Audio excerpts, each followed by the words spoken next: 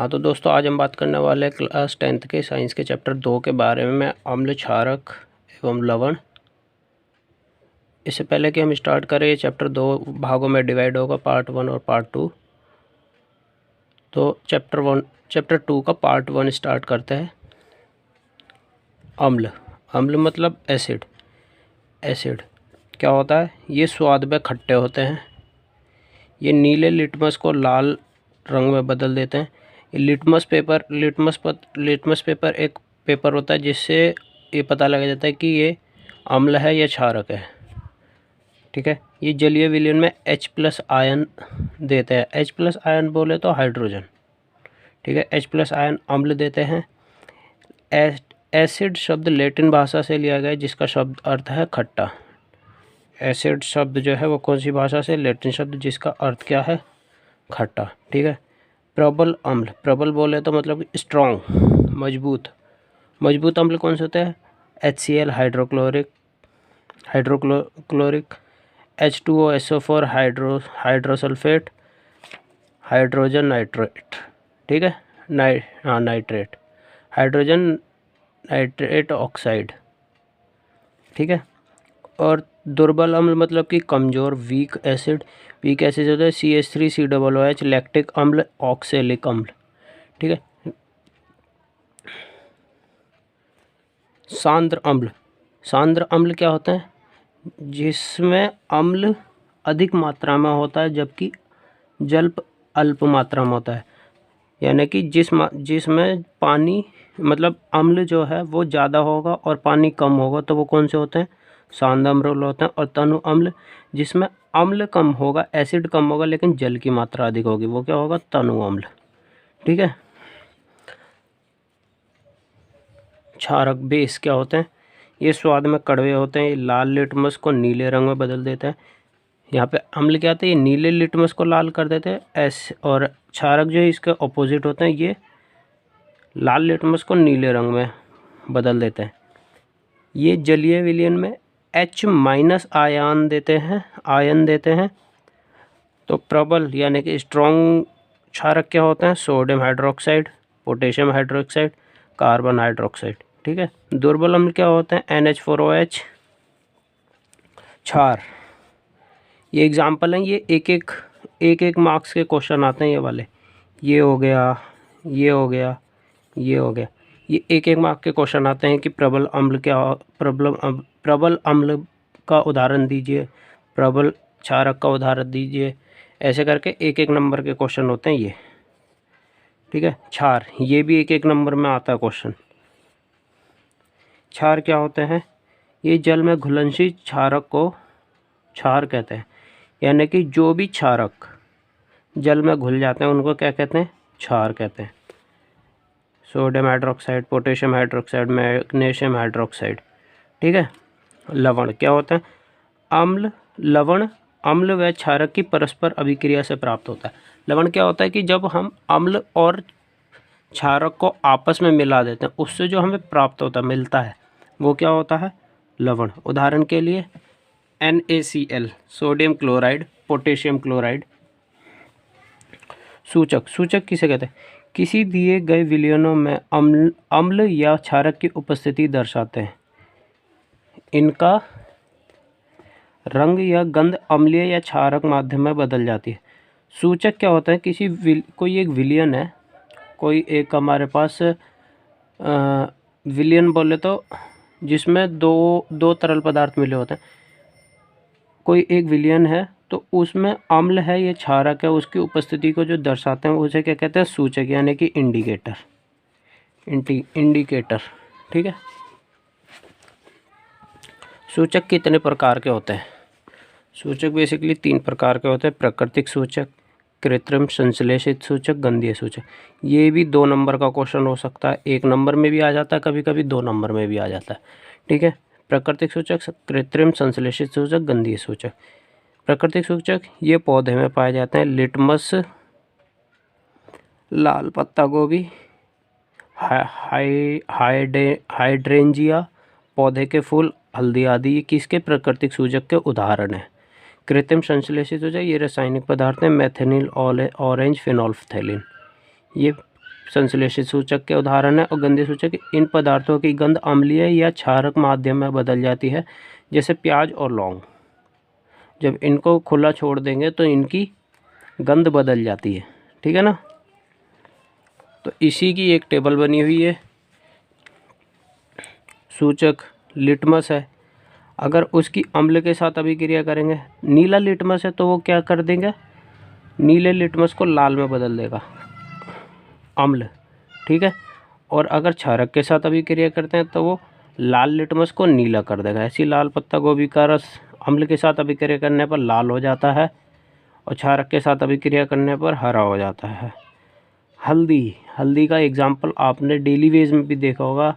अम्ल के साथ अभिक्रिया करने पर कोई परिवर्तन नहीं होता, लेकिन जब क्षारक के साथ अभिक्रिया कर देते हैं तो उसका रंग लाल हो जाता है। क्यों? अब इसका उदाहरण बताता हूँ। जैसे कपड़े पर कोई हल्दी का दाग लग जाता है, ठीक है, अगर हम उस पर साबुन रगड़ते हैं, कपड़े धोने वाला साबुन रगड़ते हैं, तो देखना उसका रंग लाल बदल जाता है। ये सबसे अच्छा उदाहरण है जो याद रहता है, ठीक है। ऐसे ही पूरी टेबल है। अब देखते हैं अम्ल व क्षारों के रासायनिक गुण। धातु की अभिक्रिया, धातु की अगर अम्ल के साथ अभिक्रिया करते हैं और क्षारक के साथ अभिक्रिया करते हैं तो क्या होता है। अगर धातु की अम्ल के साथ अभिक्रिया करते हैं तो हमें लवण मिलता है और हाइड्रोजन गैस मिलती है, ठीक है। ऐसा ही क्षारक के साथ अभिक्रिया करते हैं तो क्षार मिलता है हमें, क्षार और धातु की अभिक्रिया करेंगे तो जो है लवण मिलेगा हमें, हाइड्रोजन मिलेगा। दोनों में सेम ही लवण और हाइड्रोजन, बताता हूँ कैसे। लेकिन यहाँ पे अम्ल लेना और यहाँ पे आपको क्या लेना, क्षार। तो अब ये तो है नहीं कि सोडियम हाइड्रोक्साइड को आप अम्ल में डाल देंगे, नहीं, क्षारक वाले में लेना है, अम्ल वाले में लेना है। जैसे 2HClZn को अगर हम इन दोनों की अभिक्रिया कराते हैं तो हमें क्या मिलता है, जिंक क्लोराइड और हाइड्रोजन, ठीक है। ऐसे ही सोडियम हाइड्रोक्साइड और जिंक की हम अभिक्रिया करते हैं। सोडियम हाइड्रोक्साइड क्या है, ये क्षारक है, ठीक है। तो जिंक जो है हाइड्रोजन के मुकाबले सोडियम से जल्दी अभिक्रिया करता है, इसलिए उसे विस्थापित कर देगा। तो क्या हमें मिलेगा, sodium zinc oxide plus hydrogen, sodium zincate जिसे कहेंगे, ठीक है। पॉप टेस्ट क्या होता है, हाइड्रोजन से निहित परखनली के पास जब एक जलती हुई मोमबत्ती लाई जाती है तो पॉप की ध्वनि उत्पन्न होती है।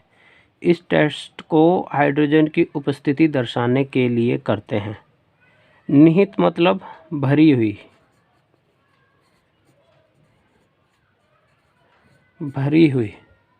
ठीक है।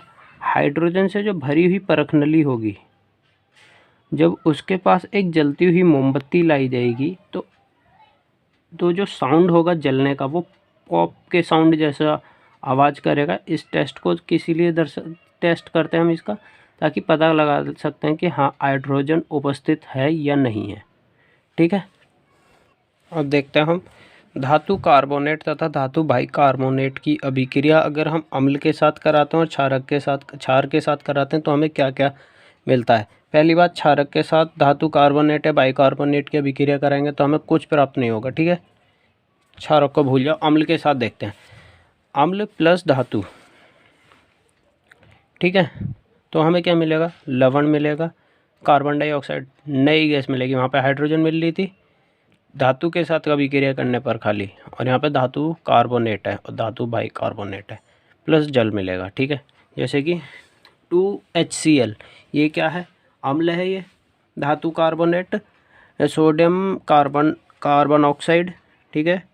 इसको हमने इन दोनों की अभिक्रिया कराई तो क्या मिलेगा, सोडियम क्लोराइड, ठीक है। CO2 गैस होती है, ठीक है।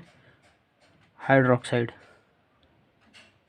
ये जल होता है, लिक्विड मात्रा में मिलेगी, ठीक है। ऐसे ही दूसरा HCl अम्ल है, धातु कार्बोनेट, सोडियम हाइड्रोकार्बोनेट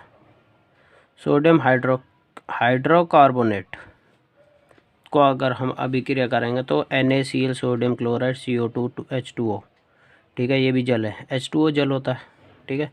CO2 की जांच टेस्ट, अगर कार्बन डाइऑक्साइड है तो उसकी जांच कैसे करेंगे? उत्पादन कार्बन डाइऑक्साइड को चूने में प्रवाहित करने पर पानी दूधिया रंग का हो जाएगा। जो कार्बन डाइऑक्साइड निकली है अगर उसको हम पानी में मिला देंगे तो पानी किस रंग का हो जाएगा? दूधिया रंग का। तो इससे पता लग जाएगी CO2 उत्पन्न हुई है। ठीक है। कैल्शियम कार्बोनेट, कैल्शियम हाइड्रोक्साइड और CO2 को अगर हम मिला देंगे बुझा हुआ पानी चूने के पानी में, ये चूने के पानी का वो होता है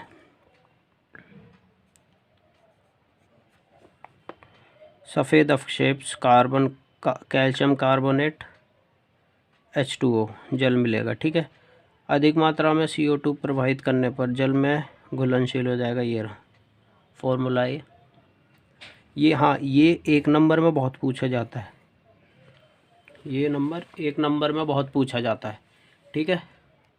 अगर अम्ल और क्षारक की परस्पर अभिक्रिया कराएंगे तो क्या मिलेगा हमें? लवण और जल। उदासीनीकरण, पहले ये देख लो, 2 नंबर की अभिक्रिया पूछी जाती है हमेशा।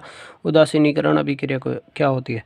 जब अम्ल या क्षारक का प्रक्षेपित प्रभाव तथा क्षारक द्वारा अम्ल का प्रभाव कम हो जाता है। मतलब जब हम दोनों को आपस में मिलाते हैं तो अम्ल के द्वारा क्षारक का और क्षारक के द्वारा अम्ल का प्रभाव कम हो जाता है और परिणाम स्वरूप हमें जल और लवण मिलते हैं। तो उस अभिक्रिया को क्या कहते हैं? उदासीनीकरण का अभिक्रिया। जिसे इसका एग्जांपल ले सकते हैं, सोडियम हाइड्रोक्साइड HCl को मिलाएंगे तो सोडियम क्लोराइड H2O मिलेगा।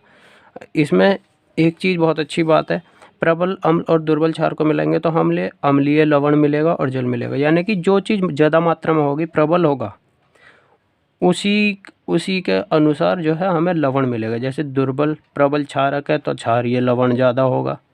ठीक है। ये है बस। अम्लों के साथ धात्विक ऑक्साइड की अभिक्रिया, धात्विक ऑक्साइड प्लस अम्ल, इसको मिला देंगे तो हमें तब भी लवण और जल मिलेगा। ये रहा इसका एग्जाम्पल। ठीक है। कार्बन ऑक्साइड 2HCl का कैल्शियम क्लोराइड 2। ठीक है।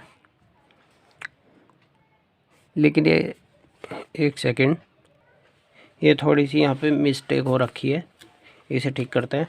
अगर इसको हम मिलाएंगे तो ये तो मिलेगा ही, कैल्शियम क्लोराइड तो मिलेगा, साथ में मिलेगा H2O। ठीक है। हाइड्रोजन 2 हो गया, ऑक्सीजन 1 हो गया। ठीक है। कैल्शियम क्लोराइड के बनने से विलयन का रंग नीला हो जाता है, कैल्शियम क्लोराइड। ठीक है। धात्विक ऑक्साइड की प्रवृत्ति क्षारीय होती है। धात्विक ऑक्साइड की प्रवृत्ति मतलब उसके जो कैरेक्टर होता है वो क्षारीय होते हैं, क्योंकि अम्ल के साथ अभिक्रिया करने पर लवण और जल बनाते हैं। उदाहरण के लिए कॉपर ऑक्साइड, मैग्नीशियम ऑक्साइड। ठीक है। अधात्विक ऑक्साइड की क्षारों के साथ अभिक्रिया, अधात्विक ऑक्साइड प्लस क्षार को अगर हम मिला देते हैं तो क्या हमें मिल जाएगा? लवण प्लस जल। ठीक है। अधात्विक ऑक्साइड जो है कॉपर ऑक्साइड, कार्बन ऑक्साइड हो गया, कार्बन हाइड्रोक्साइड हो गया, तो हमें क्या? कैल्शियम कार्बोनेट मिलेगा, हाइड्रोजन मिलेगा। ठीक है। हाँ जी। अधात्विक ऑक्साइड प्रवृत्ति में अम्लीय होते हैं। वहाँ पे लिखा था धात्विक ऑक्साइड प्रवृत्ति में क्षारीय होती हैं और यहाँ पे लिखा अधात्विक ऑक्साइड प्रवृत्ति में अम्लीय होते हैं, विद्युत धारा प्रवाहित करते हैं। ठीक है। अम्ल की अभिक्रिया, क्षारक की अभिक्रिया, ये टेबल आपके पास भी होगा सैंपल पेपर, इस टेबल को आप आराम से याद कीजिएगा। ठीक है। आपकी जानकारी के लिए बता दें, सिंपल है, कुछ नहीं। अम्ल की अगर अभिक्रिया हम धातु कार्बोनेट के साथ करेंगे तो लवण हमें कार्बन डाइऑक्साइड और H2O मिलेगा। अगर अम्ल की अभिक्रिया धातु के साथ कर रहे हैं तो लवण और H2O मिलेगा। अगर अम्ल की अभिक्रिया धातु हाइड्रोजन कार्बोनेट के साथ कराते हैं तो हमें लवण कार्बन डाइऑक्साइड हाइड्रोजन मिलेगा। ऐसे ही धातु ऑक्साइड के साथ करेंगे तो लवण और जल मिलेगा। ये सारा सेम यही है। हाँ, इसमें ये मेन बात है, क्षार की अभिक्रिया धातु कार्बोनेट के साथ अभिक्रिया करेंगे तो कोई अभिक्रिया नहीं होगी। ठीक है। ये मेन पॉइंट है इसका। ठीक है। ये पढ़ते हैं, अम्ल व क्षारों में समानता है। सभी अम्ल जो है H+ आयन प्रदान करते हैं, उत्पन्न करते हैं, और सभी क्षारक जो है OH- आयन उत्पन्न करते हैं। जब कोई अम्ल या क्षारक जल में मिलाया जाता है तो तनुकृत हो जाता है। जल में मिलाने पर आयन की सांद्रता H3O+ आयन और या OH- की प्रति इकाई आयतन में कमी हो जाती है। सांद्रता बोले तो प्रबलता। अगर किसी अम्ल या क्षारक को जल में मिलाया जाता है तो तल तनुकृत हो जाता है। जल में मिलाने पर आयन की सांद्रता यानी कि प्रबलता H3O+ आयन या OH प्रति इकाई पर आयतन की कमी हो जाती है। ठीक है। क्षार तथा अम्ल की प्रबलता। किसी क्षार या अम्ल की प्रबलता उसके द्वारा उत्पन्न H+ आयन या OH- आयनों की संख्या पर निर्भर करती है। ठीक है। किसी अम्ल या क्षार की प्रबलता हम एक सार्वभौमिक सूचक द्वारा ज्ञात कर सकते हैं। सार्वभौमिक सूचक यानी कि यूनिवर्सल इंडिकेटर। ठीक है। बस इससे आगे का हम अगला पार्ट में कवर करेंगे जो बहुत ही इम्पोर्टेंट होगा। तब तक के लिए अगर आपको हमारी वीडियो पसंद आए तो वीडियो को लाइक करना, चैनल को सब्सक्राइब करे बगैर मत जाना। Thank you.